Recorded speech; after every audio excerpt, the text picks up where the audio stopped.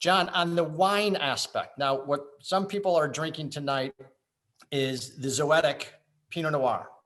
And it is from the Hop Kiln Vineyard.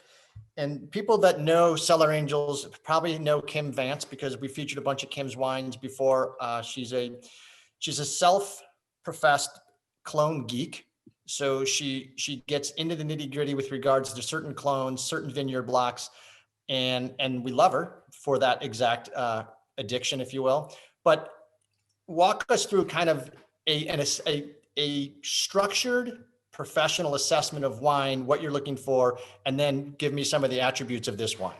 And then Chef will also talk about, and John as well, pairing this with cuisine on the Thanksgiving table. Mm-hmm. Well, I think first off, when we talk about assessing a wine, there's a couple ways to do it, right? In the program, we are looking for a systematic assessment to basically break down the wine and talk very specific, very detailed. Through that description, after we assess it, you don't even have to taste the wine. If you were to read someone's tasting notes, in theory, you would know what that wine is just based on those tasting notes. So there's really a very precise, specific use of words and language and concepts that we use. So that's a very precise way, but there's another approach, which is what we kind of all do. You get a glass of wine and you hold it up and you swirl it and you smell it. Oh, wow, it smells great, right? You're kind of assessing it as in like you like it, you not like it.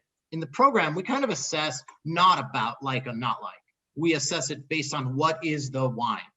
What is it looking like? What is it smelling like? What is it tasting like? And being objective about it.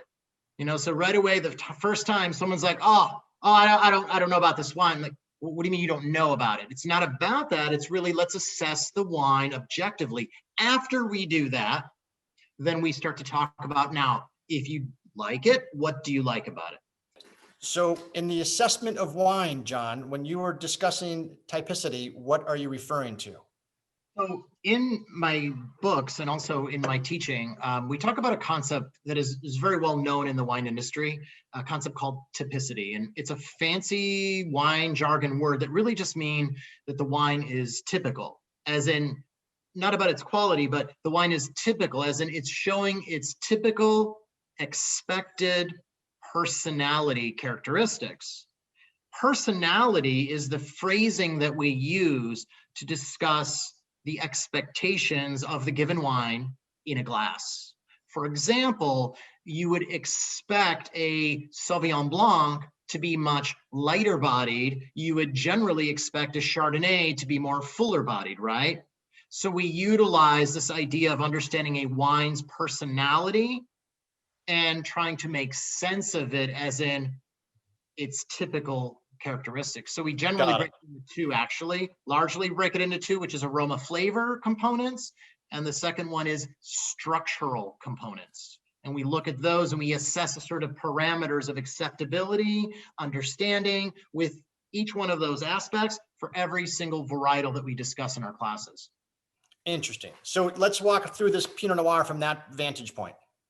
All right. Well, typicity wise, like, yes, it smells and tastes like a Pinot Noir, but let me actually walk you through it more detailed. Please. First off, I want to touch on the glass that I'm drinking it out of. I'm not trying to promote anything, but I want to show you two glasses. And you see the clear size difference in these glasses. And I want to say that a glass really does matter. I understand that at times you all may not have a choice. You're given what you're given, or there's no glass. There's a styrofoam cup. A red Solo cup, yeah. Bottle, and it works, right? If you want to elevate not only the experience, but also the actual personality and the characteristics of the wine, select a glass. And I would suggest to you, if you're going red wine, a larger glass is always going to be better for so many reasons.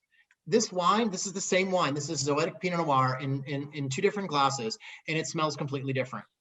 And I'm not BSing anybody. I'm very much of a skeptical person when it came to this early on in my career, where somebody said, well, glass can alter it or modify it. I'm like, oh, come on. It's just a vessel for drinking.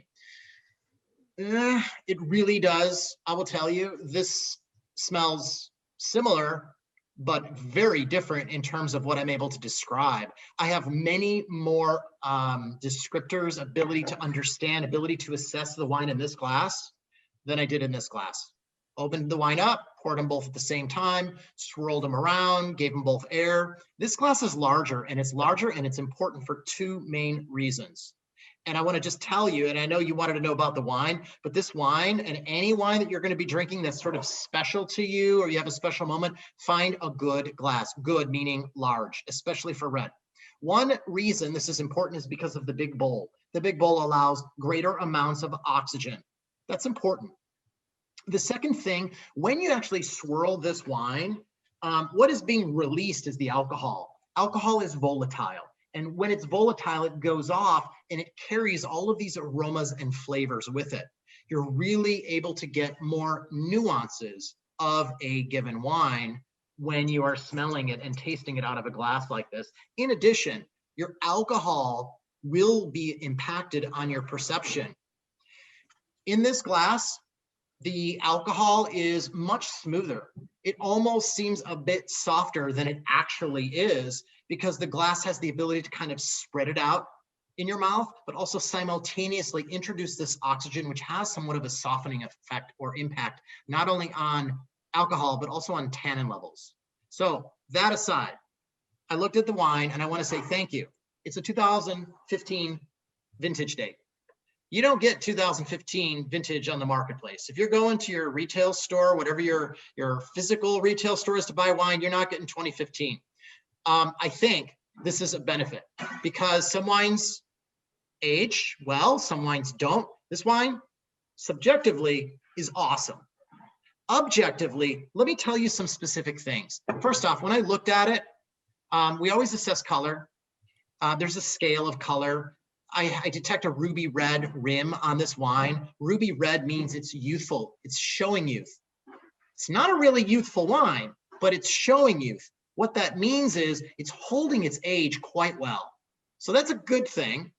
Now here's the other element. When I went to smell it, it was like, oh, well, it's highly aromatic, and it's quite vibrant and intense. And I would attribute that not only to obviously the winemaker and their craft, their skill, but possibly also the element of the clone. The clone, this is a single clone Pinot Noir that they've chosen to use, or that Kim has chosen.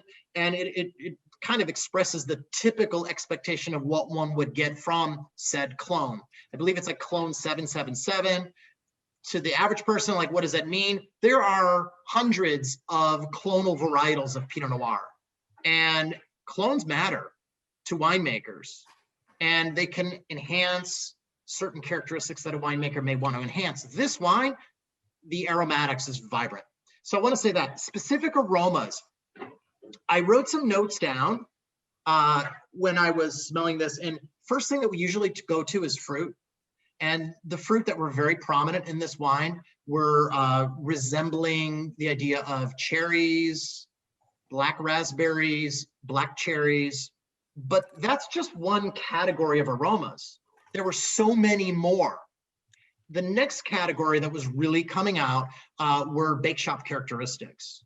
When we talk about bake shop, we talk about bake shop sauces, bake shop spices. This wine had undertones, subtle elements of vanilla and butterscotch, and it had more prominent smells of bake shop spices, almost like Chinese 5-spice powder, if anyone is familiar with that. It had some anise characteristics. It had some coriander, clove, cardamom, really beautiful in these spices. And then also very characteristic to Pinot Noir, as well as this wine, has to do with its earth. Earth is a big, broad kind of category. How do you define that? It has these elements associated with sort of dirt and soil. For this one, you almost had this element of like a potting soil. And it was, what did I note about it? Oh, and a bit of like dust. So you have all of these layers of aromas and flavors. Now, all of that is very objective. None of that was flowery. None of that was like subjective. Those are tangibly there in the nose. And when we get that much going on, we generally refer to a wine as being complex. Complex Right. is kind of like an onion where you have layers and layers and layers, crazy complex. In terms of the mouth, we talk about structure.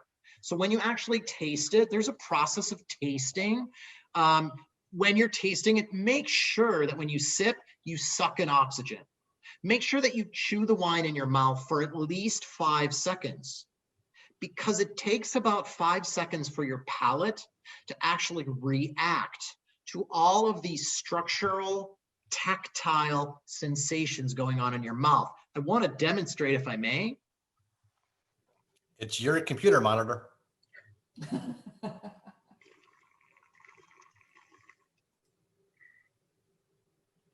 Chewing. 3. And then spit or swallow. And I would never spit this wine, but even if I was at a tasting with like 200 wines, which I often was in pre-COVID, there's certain wines you don't spit, there's certain wines you spit. Yeah, this is the wine where you go back the second time to the same table to get a refill. Structure-wise, I would say it is, first off, it has a lot of really good weight to the palate.